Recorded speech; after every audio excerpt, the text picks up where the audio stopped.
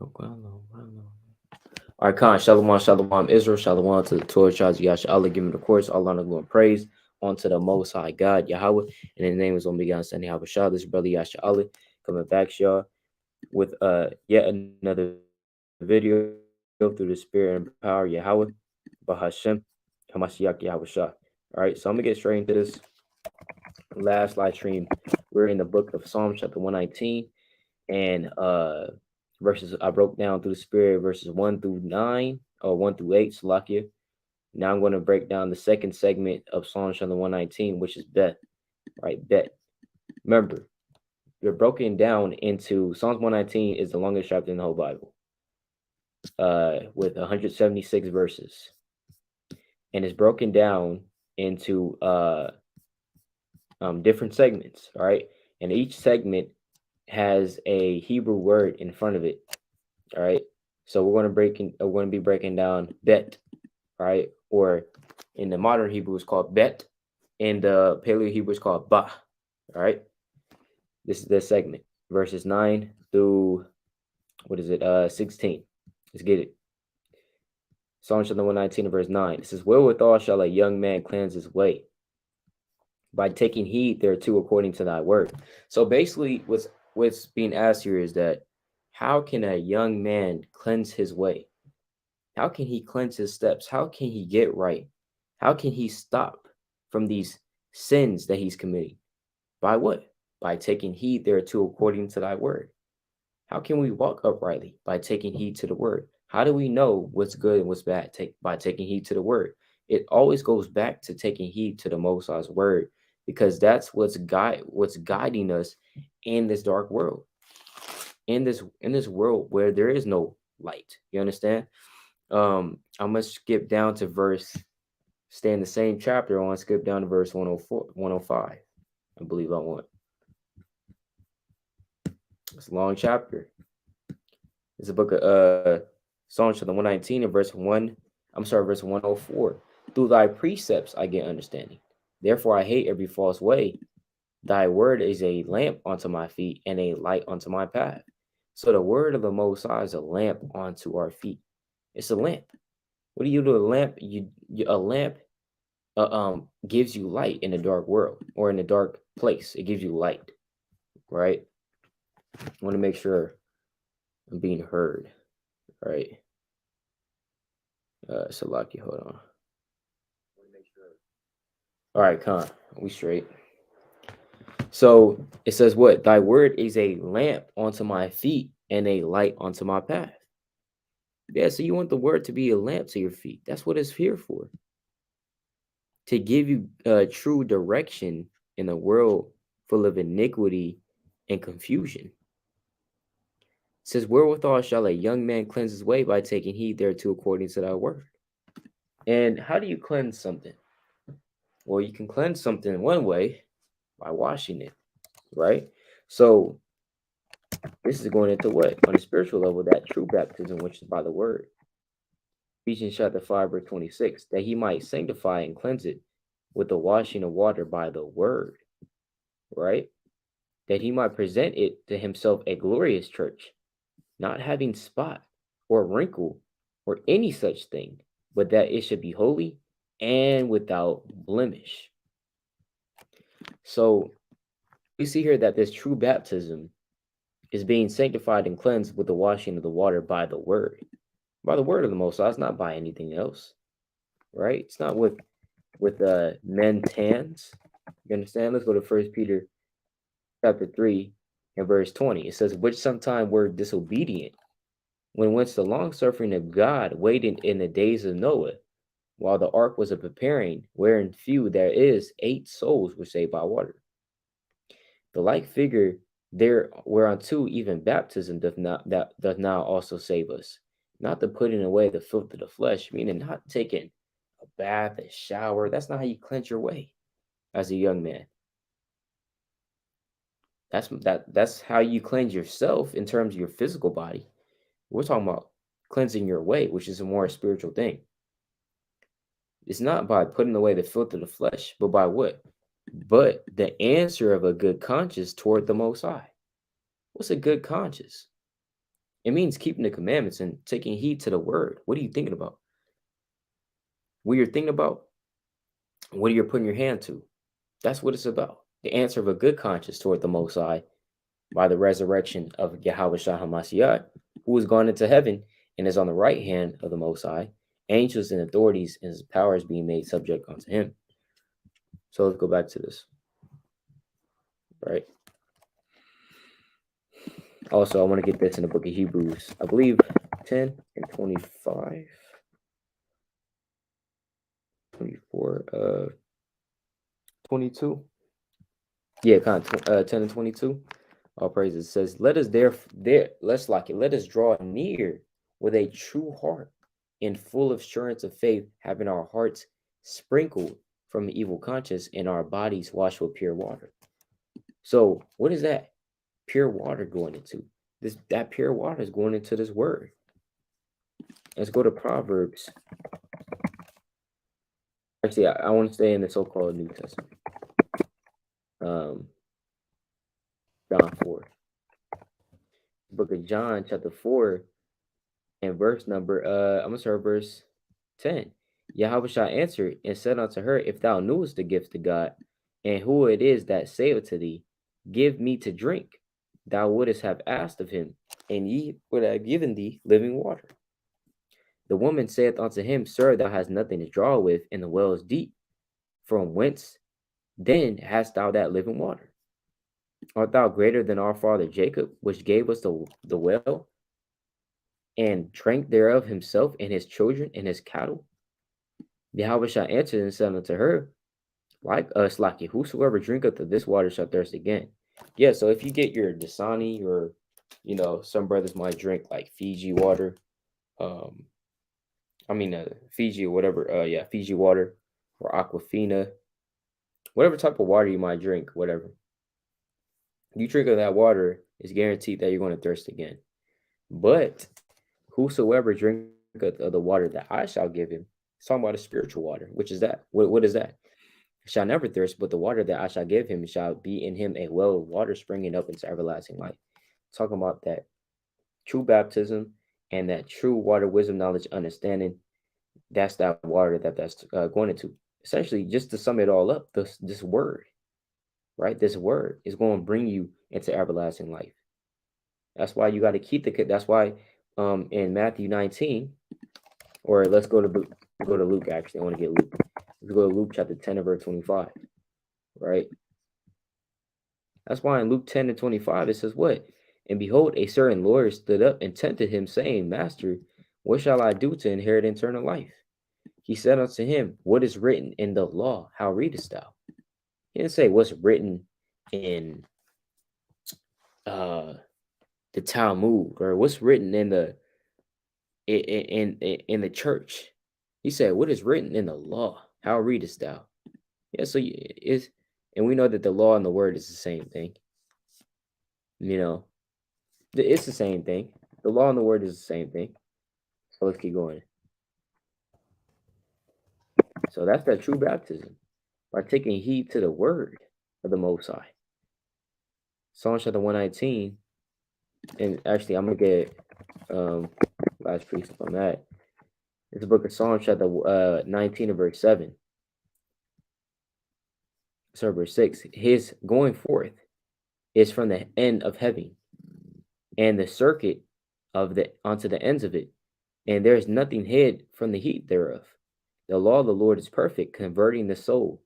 The testimony of the Lord is sure, making wise the simple. The statutes of the Lord are right, and rejoice in the heart. The commandment of the Lord is pure, enlightening the eyes. See that? So that's the power behind the Most High's words. Able to cleanse your way. He's able to change you. Psalm 119 verse 9. Wherewithal shall a young man cleanse his way? By taking heed thereto according to thy word. With my whole heart have I sought thee. Oh, let me not wander from thy commandments. So you don't want to wander from the commandments. I'm gonna actually skip all the way down to verse 176. It's a book of Psalms 119 verse 176. I have gone astray like a lost sheep. Seek thy servant, for I do not forget thy commandments. So yeah, we're considered those lost sheep that wandered away from the way of the Lord. You understand? And so, we don't ever want to wander away from the commandments. It says, "Oh, let me not wander from thy commandments." At the end of the day, who controls us? Or I should say this: at the end of the day, who ordains us to walk in one way or the other? It's the Most High. So that's why David is praying this. Oh, let me not wander from thy commandments. Let us not steer off from this truth. Because if you start wandering off from the commandments, you're wandering off from the truth. You're wandering off from what the Lord has ordained us, the life that He has ordained us to live. Right? It says, "Thy word have I hid in mine heart, that I might not sin against thee." And that's something that we try to do as well. Hide in the heart, the word in our heart. You're not always going to have your Bible with you. You know that you have the heart, the word in you when you do things. It's just it comes naturally to you. For example, Sabbath day coming in. You don't literally have to read every time Exodus 20:8. All right, that's what I got to do. When the Sabbath day coming, you already know. When it's Friday, boom, boom, boom, clean my room, go to the store, get what I need, boom, boom, boom. All this stuff you're doing it, and you didn't have to read Exodus 20 to remind yourself. It's already hidden in your heart. You see that?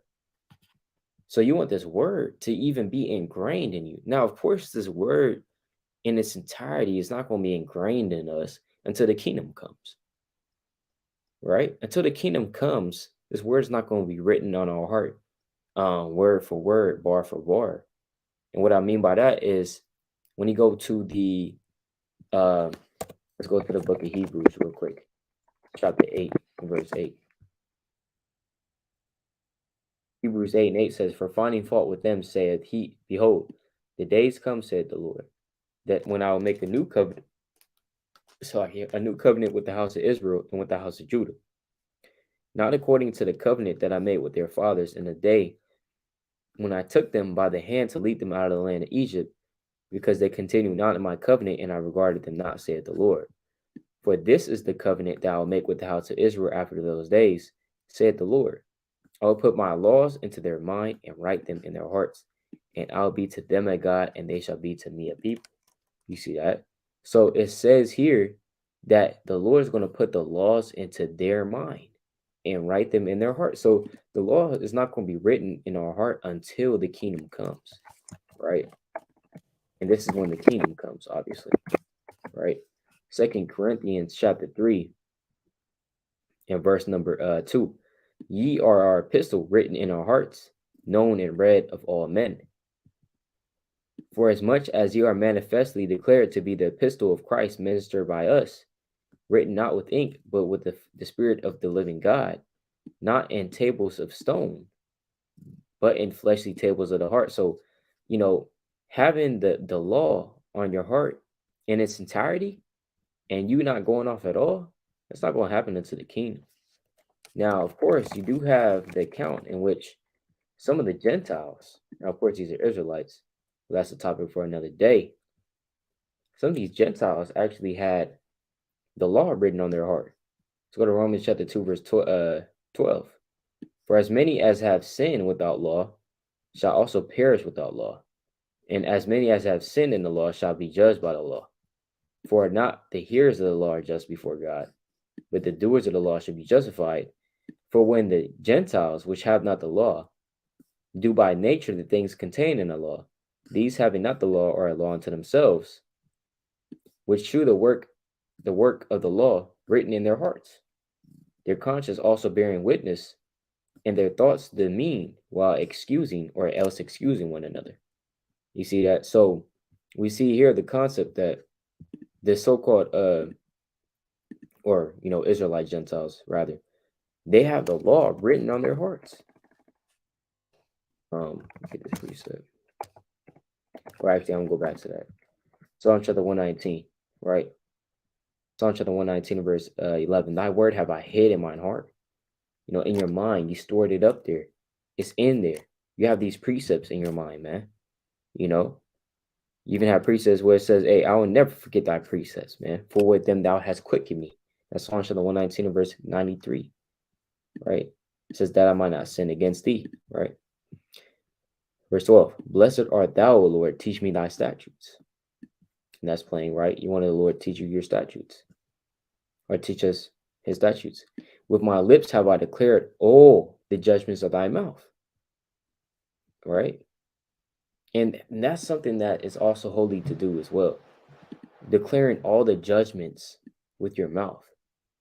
And that's essentially what? Confessing the Lord before men. It's the book of Matthew chapter 10 and verse 32. Whosoever therefore shall confess me before men, him will I confess also before my Father which is in heaven.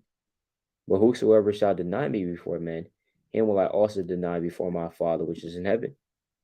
You see that? So the Lord said, look, if you confess me before men, I'm going to confess you before my Father. So being able to declare all the judgments of the Lord with your mouth, that's something very, very commendable, you know? And remember, the Lord's judgments is found within the law. It's found within Exodus. Let me get this precept. Exodus 21, I believe I'm right. Exodus 21 and 1. Now these are the judgments which thou shalt set before them. All praises. See, so you find the judgments in Exodus, right? You find judgments in Leviticus. You find judgments in Deuteronomy. But you also find the Lord's judgments throughout all the scriptures. His acts, his mighty acts of valor, his mighty acts of judging his people. You have to understand the Lord is a God of judgment, right? Isaiah chapter 30 and verse 18. And therefore will the Lord wait, that he may be gracious unto you. And therefore will he be exalted, that he may have mercy upon you. For the Lord is a God of judgment. Blessed are all they that wait for him. See, he's a God of judgment, man. Right? And what does that mean? That essentially means that he's a just God. Right? He's a just God. That's what that means. He's a just God. Judgment meaning, let's see, type in this definition. Judgment. I mean, when the Lord says judgment, in this case, he means like justice. All right. He does mean just. When you go into the Hebrew, he means justice. So it's Isaiah chapter 61 and verse number 8. For I, the Lord, love judgment. I hate robbery for burnt offering. And I'll direct their work in truth. And I'll make an everlasting covenant with them. So the Lord said he loves judgment. Let's go to Jeremiah chapter 23. Oh, wait, it's like, hold on. Jeremiah 23 and 5. So lucky. What is this? What is this? I want it. Let me see. Mighty man. Oh, Salaki, I wanted Jeremiah 9. Salaki. Jeremiah 9 to 23. All praise. Thus said the Lord, let not the wise man glory in his wisdom, neither let the mighty man glory in his might. Let not the rich man glory in his riches, but let him that glorieth glory in this, that he understandeth and knoweth me, that I, the Lord, which exercise loving kindness, judgment, and righteousness in the earth, for in these things I delight, said the Lord. So in those things the Lord delights in. He doesn't delight in strippers. He doesn't delight in partying or getting drunk and high, or doesn't delight in anything like that. Doesn't delight in wickedness. That he delights in loving kindness, judgment, and righteousness. That's what he delights in. These three things. I'm gonna go to the book of Isaiah, chapter 57. 57. Isaiah 57 and verse 15. God, no praise. For thus said the high and lofty one that inhabiteth eternity, whose name is holy, I dwell in the high and holy place, with him also that is of a contrite and humble spirit, to revive the spirit of the humble, and to revive the heart of the contrite ones. For I will not contend forever, neither will I always be wroth, Salakia. For the spirit shall fail before me, and the souls which I have made. So again, the Lord, that's who he dwells with. The people that's of a contrite and humble spirit, right? And that's who he delights in as well. Let me get this precept in Psalms 3. I don't know, praise the Psalm 33, verse 5. He loveth righteousness and judgment. The earth is full of the goodness of the Lord. So the earth is full of the goodness of the Lord. You understand that? And he loves righteousness and judgment. So going back to this, Psalm chapter 119, verse 13. With my lips have I declared all the judgments of thy mouth. I have rejoiced in the way of thy testimonies as much as in all riches. Yeah, so David rejoiced in all the ways of his testimonies, right? Let's keep going. I'll meditate in thy precepts and have respect unto thy ways. So I will meditate in thy precepts. So that's a good thing to do too, meditating in the precepts. You know, and when you meditate, you're thinking about it. You're, pondering upon it.